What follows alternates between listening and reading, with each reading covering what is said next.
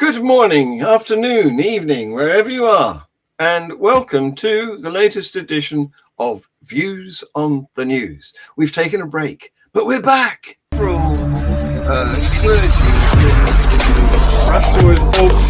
the Pope appealing for peace, or was he praying for peace? And the same applies to the carrying on drag. Yeah, that's a good question.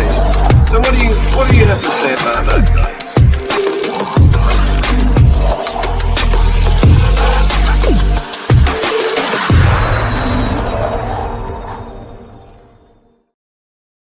Our panel is a bit reduced this week for various reasons, with things that happen in people's lives. But the cream has floated to the top, and we have Paul. Hello. How the devil are you, Paul? I'm very well. How are you, John? I'm okay too, thank you. Yes, Yeah. and you're in the cream country too, aren't you? The part of the I world am where they cream have is such a famous. cream. Yeah, I'm in Somerset today. Yeah. Not my usual home. I'm at my daughter's place. Yeah, and it's very hot here. Yes. Yeah, here too. Yeah. Anyway, thanks for that. Thanks for coming. And here's the first item of news. If I can find it, what have I done with it? I can't believe I've lost it already. Here we are. No, not that. There we go. See, right. So Canada doesn't very often feature in global atheist news.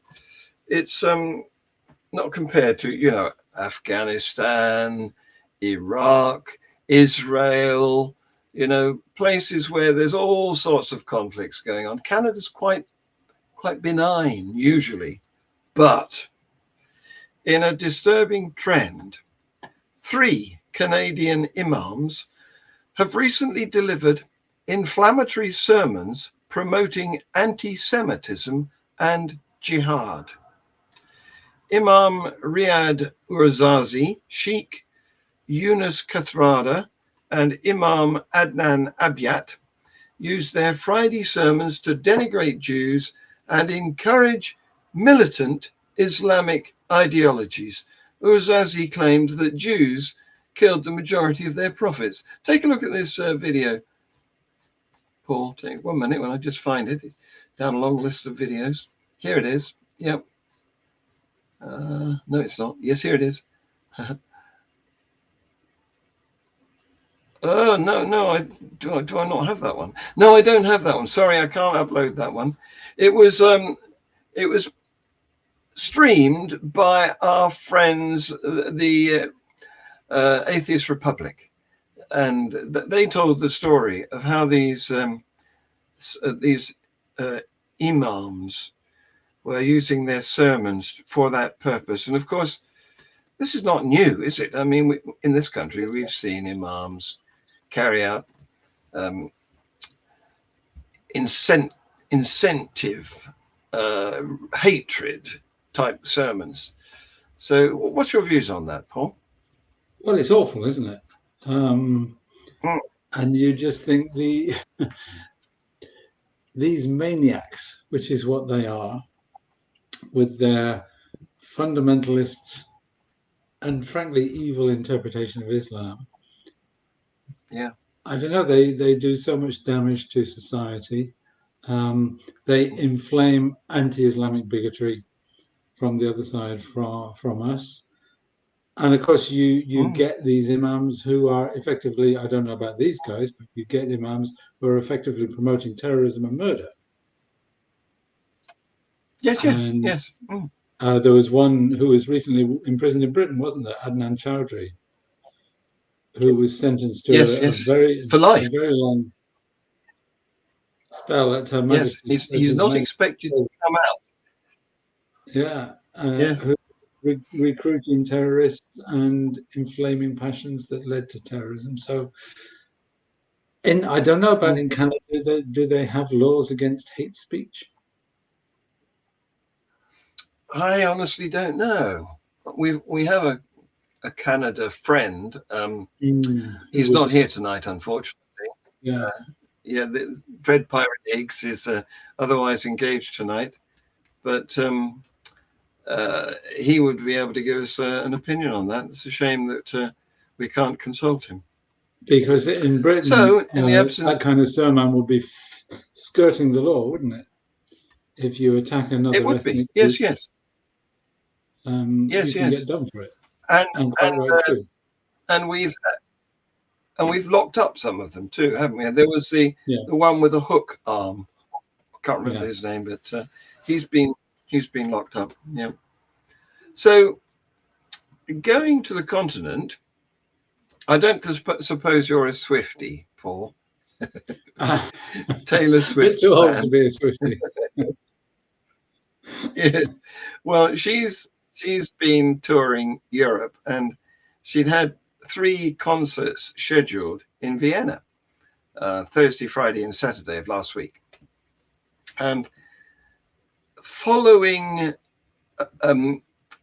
a possible security threat, they've had to be cancelled for the safety of the everyone, the show's performers and the audience. And apparently the Austrian government, they confirmed that they discovered a planned terrorist attack at the Ernst Happel Stadium. I know you're widely traveled. I don't know whether you've been to that particular part I've of been the to world. Vienna, but I haven't been there. But yeah, no. Okay. So they've arrested 2 people on suspicion of planning these attacks, and the attacks were inspired by the Islamic State group, and their intention was to explode themselves and kill as many people as possible in the Austrian capital. How nice is that for the religion of peace? and who are the people that they were going to kill? Was it Austrian servicemen? Was it members of the security forces? Or was it young girls and young women? There you I go. mean, we had the Manchester Arena bombing, didn't we, a few years ago, which killed a number of girls and women. And you just think, Yes, how yes. do you get to target children in this way? Yes. I don't understand the mentality behind it at all. It's misogyny. It's awful. And I Yes, think the Islamic State was one of the most awful things that's happened in recent decades. I mean, even Al Qaeda thought they were going too far, and Al Qaeda massacred quite a lot of civilians. But Islamic State, it seemed to me like crystallized evil. I don't know how you can get much more evil than the Islamic State. I mean, they reintroduced slavery. They committed genocide against the Yazidi. They reintroduced sexual slavery. It's just a point. And thank heavens that the Americans, the Iranians, and the Syrians all put their grievances and differences to one side and crushed them. Yes, absolutely.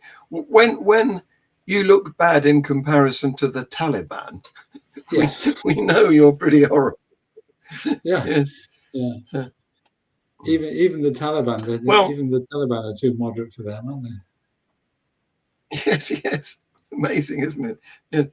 So, keeping with the Islam theme, the former Scottish First Minister Humza Yousaf.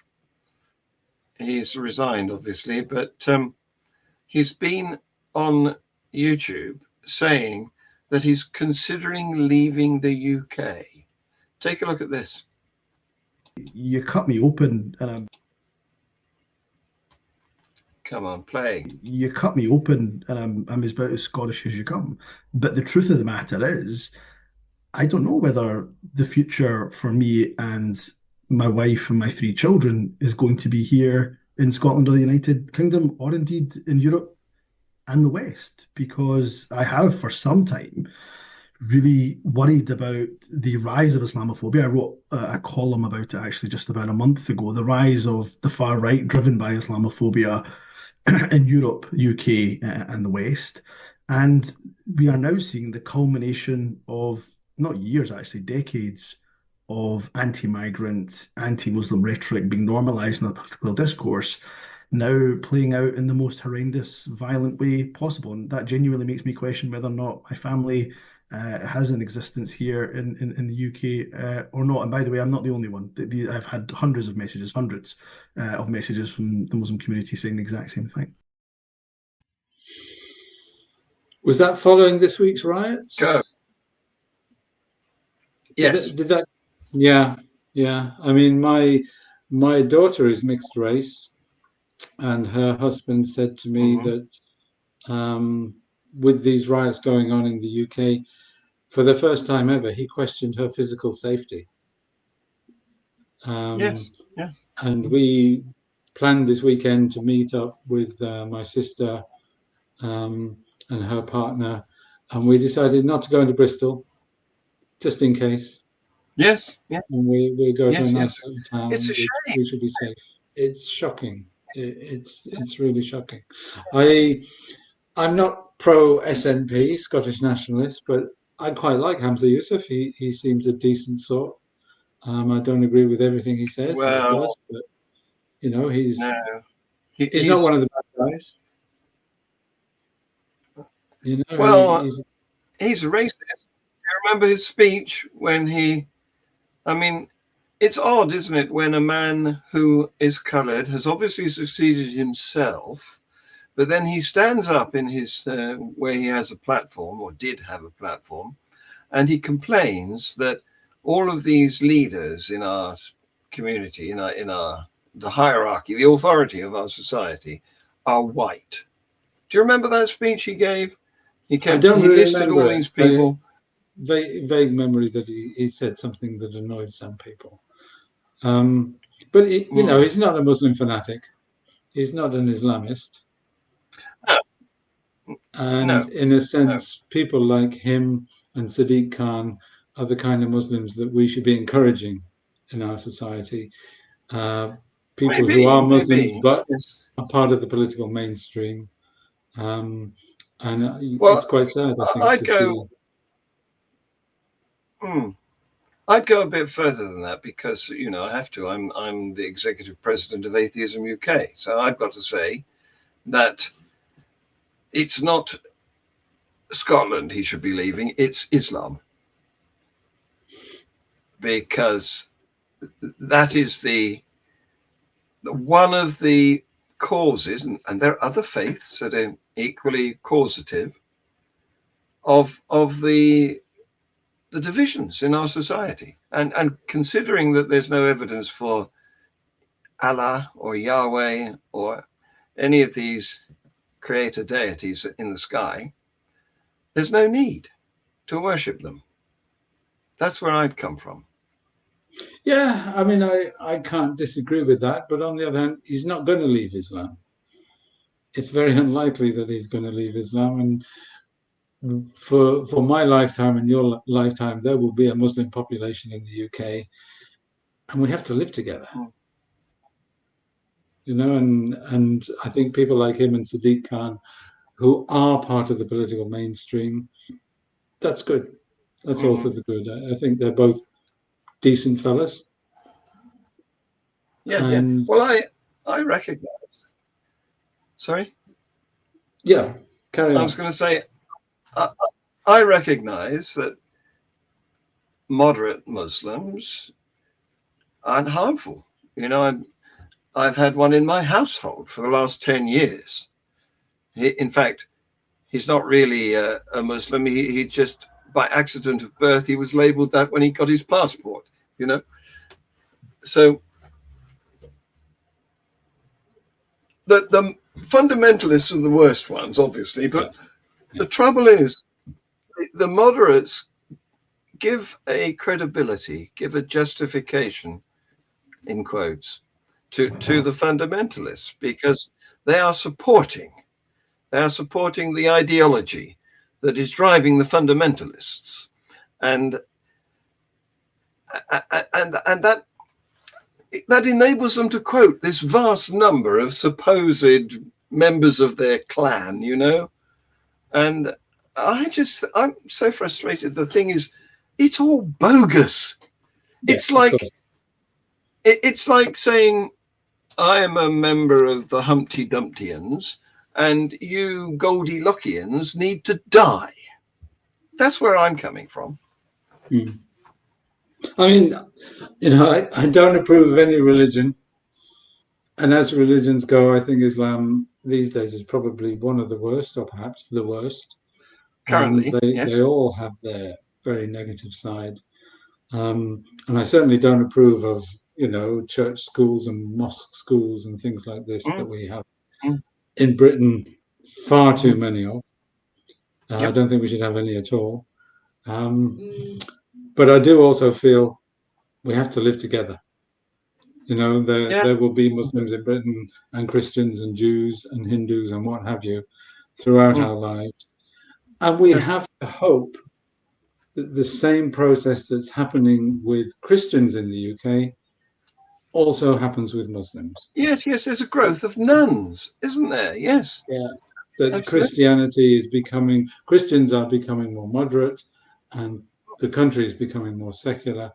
Mm. And my hope would be that Muslims will Join get that swept in there. bandwagon.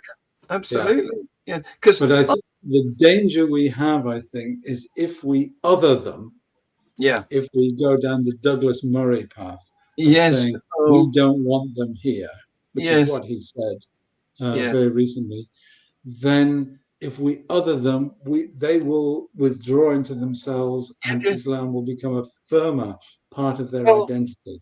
this is the problem. If you take sides like that, like, I mean, I'm an admirer of Douglas Murray. In many ways, he's the heir to Christopher Hitchens because he's such a powerful speaker. But I don't like his views. Yes, They're extremely right wing, and and what he's doing is joining a team.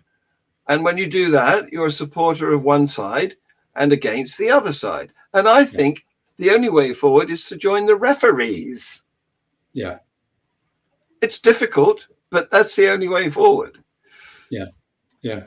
I think so. Yeah. Anyway, before I get into one of my rants, I'll have an opportunity to do But that. the other thing I think about Douglas Murray is he kind of gets away with it because he's upper class and highly educated. Yeah. And he's saying the same thing as Tommy Robinson's saying. But Tommy Robinson Sort of. is working Yeah. class and speaks in the vernacular, and people think he's a thug, which he probably Yes. is. But Douglas Murray says exactly the same thing in his old Etonian voice, using big words, Yes. and he gets away with it. Yes. Yes. Yes. Yes. I know. So yeah. So I'm in two minds about Douglas because there's this side of him that I admire, and then there's a side. Do you remember? You probably won't remember. Um, I'm not going to be able to remember his name myself now. Um, the the Tory MP who ended up as a Northern Ireland MP. What the devil is his name? Enoch Powell? This is going to. Yes, thank you. Yeah. Well spotted. Thank you. He was another person who he was so eloquent. He could persuade anybody of anything, but his views were appalling. Yes. He was Yeah. absolutely disgusting in his attitudes, but so good at presenting it in a. But he would do it quoting Sort Cicero of, and so forth, yes, yes, as opposed to yes, Tommy yeah, Robinson, who sounds just like a football hooligan. Saying pretty much the same yes, thing. yes, yeah, exactly, yeah. Oh dear, what a world. So another item of news, staying with the Muslim theme. Some community leaders, Muslim community leaders in Birmingham and other parts of the country, mostly around the West Midlands, have urged restraint because, of course, they have been the victims of the current far-right uprising of protesting and violence, and some of their businesses and homes have been damaged, and they had to defend their mosques. And so they've sort of taken up military aspects in defense of their community. They wear balaclavas and masks, and they gather together and try to resist a possible attack by the English Defence League, which I thought disappeared 30 years ago. And one of the Sky News journalists was reporting from an area where I think it was several hundred Muslim men waiting for the English Defence League protesters to arrive, were there ready. And the Sky News journalist was reporting on this incident. And one of the protesters interrupted her broadcast and shouted, "Free Palestine and fuck the EDL." So this is where we're going. You know, we're polarizing further and further. And where we do not want to be. You know, vigilantism is not the way. So if some of the community leaders call for restraint, well done them.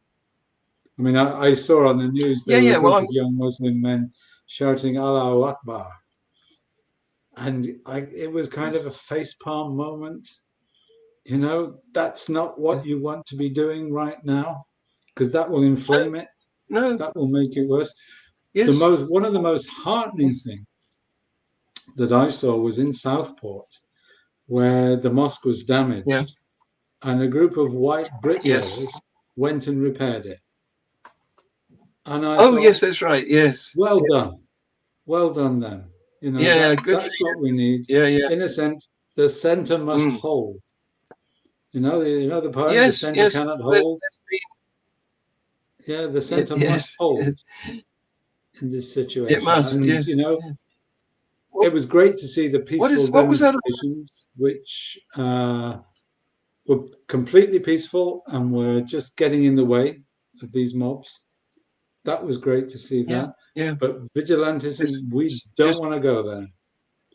And, you know, let the law deal with it. What was that reference? The centre mustn't hold? I missed that. It's the centre must hold. W.H. Auden. The centre cannot hold. The best are something like the best are full of doubt and the worst are full of passionate intensity. And that's this is true. That's what we don't want. We need the centre to hold. And come back, WH. I find myself, I've suddenly become very law and order. You know, when I hear about these rioters who get their 3 years in prison, I think, good for them, lock them up. And what a revelation that you can actually arrest, charge, convict, and jail in 3 days? Why have we? Where's this been? Why is it only just started? Hey? And I think you get rape cases which are waiting for years and years and years to be resolved. Which is appalling. You know, it's appalling for the victim. It's appalling for the perpetrator. You know, I would like to see this speedy justice applied to some other things to get case numbers down. It's good to see they can do it. So I'm going to play you this video of Shakil Afsar, who stood as an independent candidate in the Birmingham, Hall Green and Moseley area constituency in the general election recently. And I want your analysis of it. It could be, You know, we've got however many, 380 constituencies, and I don't know who all of their MPs are, I'm afraid. But he's on video here. He's saying we should use reasonable force. Now, I don't know whether well, you watch it and tell me what your feeling is about this. EDL announcing that they're coming today at 5 o'clock in Bosley Green outside the McDonald's. It's My not dear brothers and playing for sisters, some I know reason. you will go there to defend. Come on. Yes, I saw. EDL announcing that they're coming today at 5 o'clock in Bosley Green outside the McDonald's. My dear brothers and sisters, I know you will go there to defend your shops, your businesses, your families, your masjids and other communities. But what every single one of us must remember, we are there to protect ourselves. We are not... My software's not working. I'll try again. EDL announcing that they're coming today at 5 o'clock in Bosley Green outside the McDonald's. My dear brothers and sisters, I know you will go there to defend your shops, your businesses, your families, your masjids and other communities. But what every single one of us must remember, we are there to protect ourselves. We are not the agitators, aggressors or attackers. We will stand there and defend our businesses and our homes. And if attacked, we will use reasonable and necessary force to defend ourselves. I urge every single one of you, please, please remain respectful, because the EDL are not our teachers. And another quick message for every single one of you. Many of us have joined new WhatsApp groups. My dear people, in these WhatsApp groups, there are going to be spies, there are going to be EDL provocators, and most importantly, there are going to be law enforcement. Please be very mindful of what you're saying. You might be saying things in a jokey kind of way, but those WhatsApp chats will be used against you. Please be mindful, please be respectful, and for us, it's about defending the rights of our community and the honor of our people. What do you think? Part of me understands why they need to defend themselves. I mean, it happened in the 1980s, didn't it? That immigrants from South Asia organized to defend themselves against the National Front because the Yes. police weren't defending them. Yes. And, yes. you know, in Shame. this case, if you've got business people whose businesses are going to be trashed and they're going to have these racists rioting in their streets, I completely understand why they want to defend themselves. But we've got to get away from that, and it's got to be the police Yeah. that defend people. What And the police have to do the job and defend them. Yes. We do not want, Yes. you know, this kind of thing can start off with good intentions. Yeah. And it will very rapidly degenerate into vigilantism. What he's talking about is an escalation. Yeah. We don't want that. We We do want- not want that. No. Which I think is why the government has been absolutely right to crack down very hard and give people long prison sentences and hopefully deter further violence.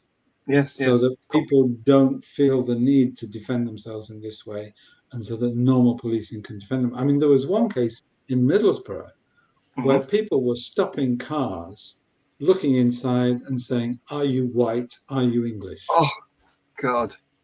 You know, and if you weren't, then you could find yourself in serious trouble. And whoa, I hope the police crack down on them and lock them up for a very long time, because that we do not want in this country. Yeah. So, yeah, it is an escalation. He was trying to be reasonable, but we don't want that. How We can want law and order. How can you be reasonable and encourage people to sort of man up and defend themselves? It's contradiction, isn't it? It is. Yeah. So this has reached such a pitch in Northern Ireland, in Belfast, that Catholics and Protestants have joined together to march against mass immigration. Bloody hell. Yeah.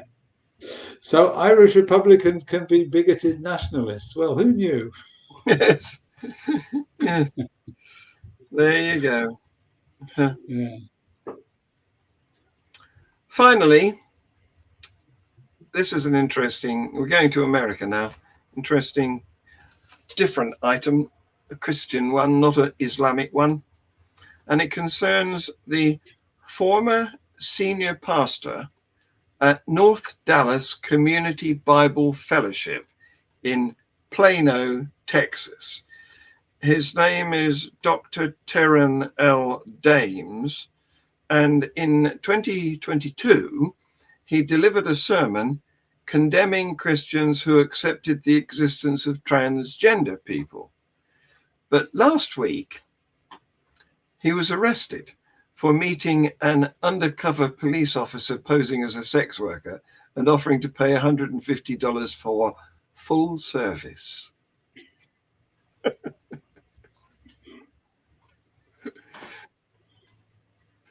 I'm not sure what Was it a male or female police officer that he was arrested? I don't know. Or a transgender police officer? Who knows? Yes, but it reeks of hypocrisy somehow, doesn't it? The hypocrisy of so many of these people is just appalling, isn't it? And when they're caught, they ask God for their forgiveness, and they yes, that's right. Yes. Well, he apparently said, I can't believe that we're imitating Sodom and Gomorrah and scoffing at God and spitting in God's face.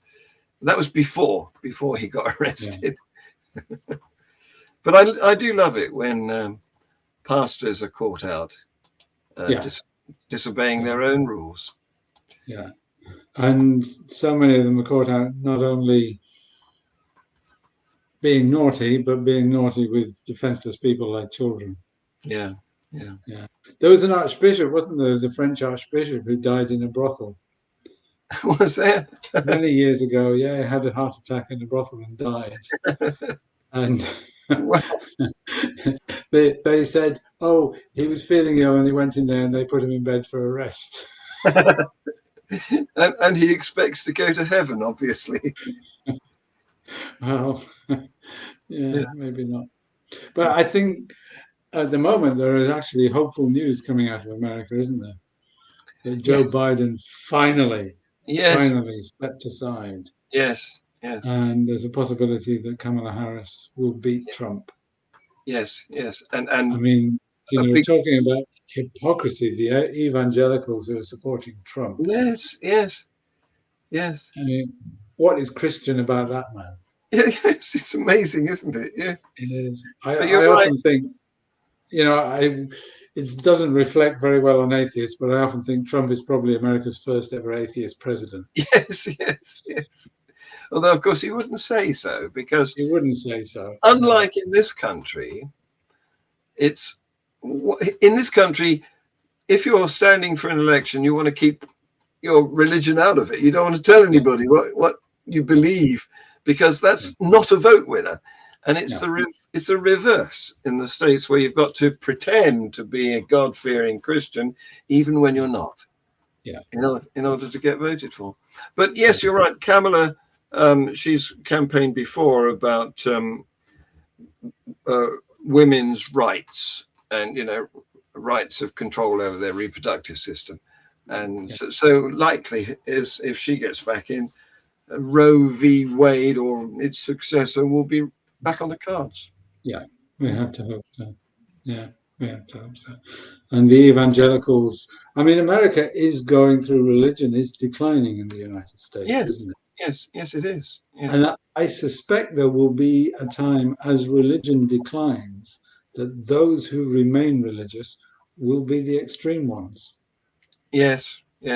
And there's a strong possibility that the religious people will get madder and madder and madder.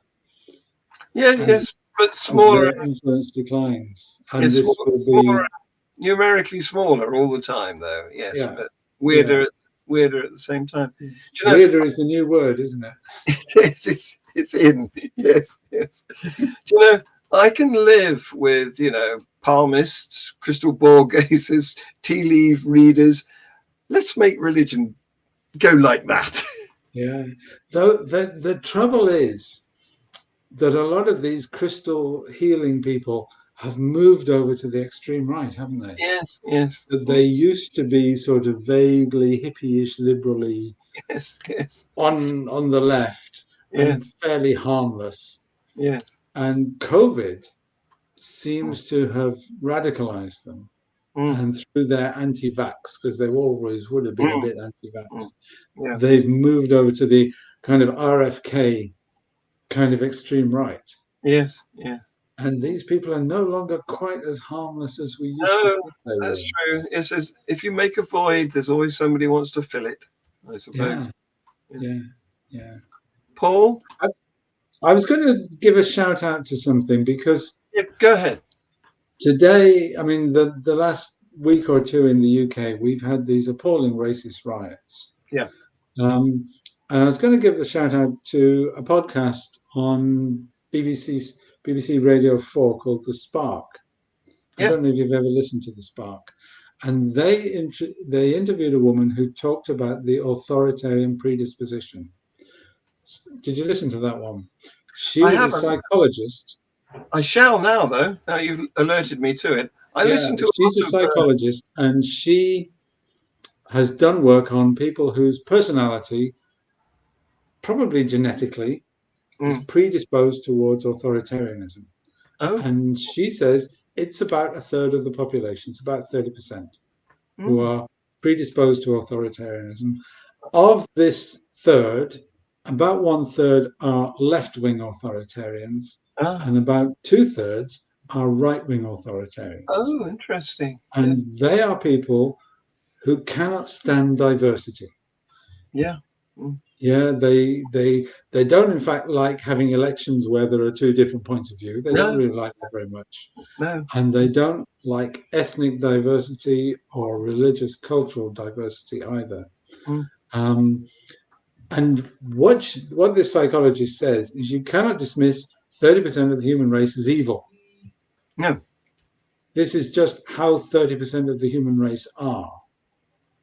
And she says from that, you have to accept that mass immigration will destabilize a society. Yes, yes, yes. Because there will be 20% of the people who just find it intolerable.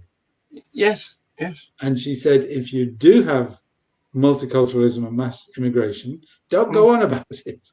Yes. Go on about integration. Yes. And go on about us all being the same and us all being a community. Yes. And when I listened to her, I thought, even the Douglas Murrays of this world, they do have a point. Yes. That mass immigration is a destabilizing factor. Yes. In a democratic society. And we see it with the riots in the UK. We see it with Trump in the USA. Yes. And so governments have to find a way of getting a bit of a grip. Yes, yes. And promoting togetherness, not promoting togetherness, but actually getting a grip on the number of immigrants coming in. Yes. Which will be very, very difficult because we as a society are addicted to immigration. We can't staff our NHS or our care homes or our farms without it. We need it. Yes. And there are societies which are pushing because they can't give young people the opportunities that they want in life. And so we're in a bind as a society, and it's going to be very difficult to deal with it. We just have to accept this is a challenge that's not going to be easy. Immigration is going to happen. We're going to have to get as much of a grip on it as we can without being racist and divisive about it. So I do recommend that podcast. It's very, very good. I will definitely. I do listen to a lot of Radio 4 podcasts, but that is one I haven't. I shall. Thanks for your introduction. So it's called The Spark, Karen Stenner and the Authoritarian Predisposition. I think if you just Google The Spark, Authoritarian Predisposition. Yeah, I'll be there. I definitely will be there. Can I advertise to you something that you might like to attend that I've signed up to go to? It's in Brighton. So it's halfway between us. Yeah. It's on narcissism. The speaker is going to come and tell us all about narcissism. And it's when is it? It's September the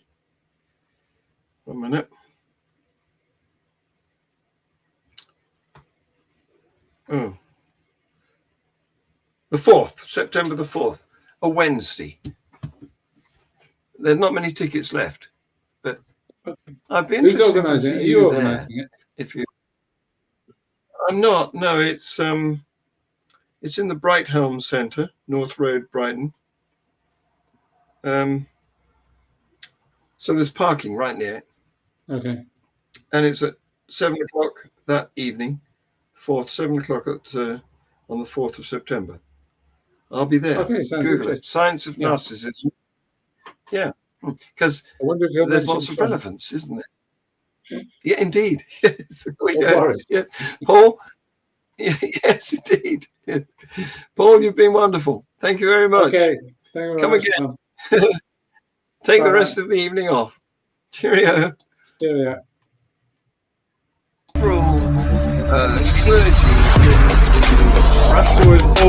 Was the Pope appealing for peace, or was he praying for peace? And the same applies to the carrying on drag. Yeah, that's a good question. So what do you have to say about that, guy?